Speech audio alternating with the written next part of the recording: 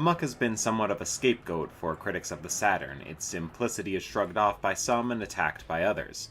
A.M.O.K's gameplay is more akin to a traditional shooter than a mech game. The graphics are a strange blend of polygons and pixels. Its length is short, its campaign lacking in variety. A.M.O.K is not a killer app, not by a long shot. But for those looking for a quick, challenging action fix, A.M.O.K is worth a play.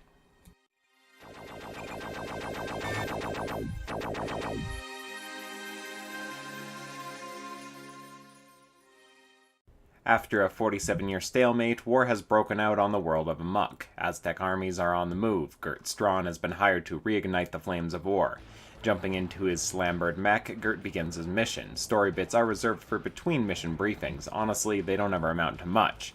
You get to travel around the continent, invading militarized cities, mountain ranges, and deep oceans. It's a cool sense of progression, but it isn't much of a story.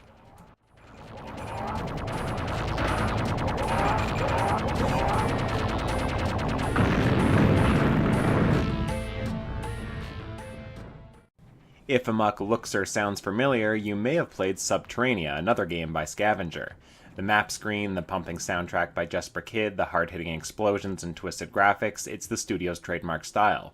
It goes without saying Kyd's score is fantastic, even if it doesn't reach the heights of Subterranea or Red Zone.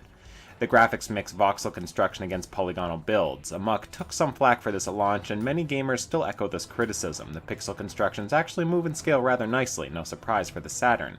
Polygonal constructions, the mech in particular, look quite good as well. Though jarring at first, A.M.O.K's unique style is actually quite charming, though it may not be to everyone's liking. Where the presentation undisputedly becomes problematic is in the short draw distance. For a game that demands fast reflex and planning and movement, having enemies appear without warning can be frustrating.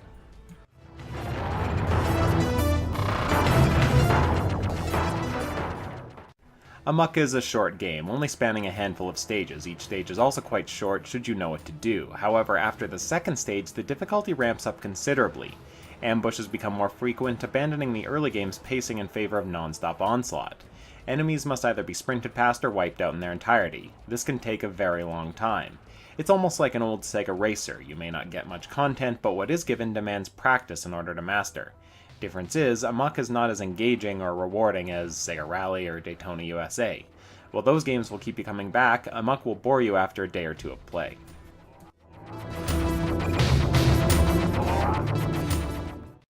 Unlike a Mech Warrior or Gun Griffin title, A.M.O.K is more of a traditional shooter with a mech veneer. The mechanics are basic. You circle, strafe, and shoot, exploring levels for more ammo. There is some planning required when tackling levels. Schematics are presented before each stage, giving you a heads up as to what kind of resistance you can expect at different points of the map. All of your weapons are mapped to the buttons, negating the need to switch during a fight. A.M.O.K is about fast reflex-based action, taking on as many enemies as possible while dodging fire sans cover. It feels good, though as mentioned, later levels do get overwhelming in enemy count. Though mech gamers may find some fun in this title, A.M.O.K is more geared towards fans of classic shooters.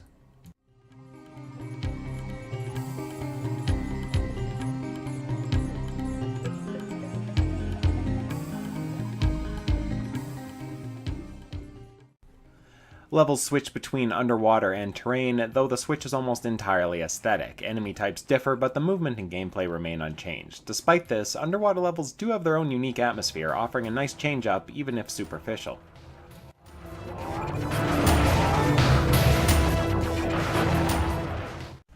There isn't much to A.M.O.K, but that's not necessarily a bad thing. There is a nice spectacle to the action, though that's about all there is to it.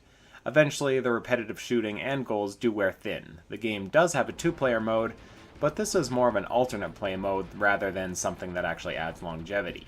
If you want a quick fix of machine-fueled robot action, A.M.O.K is worth a look.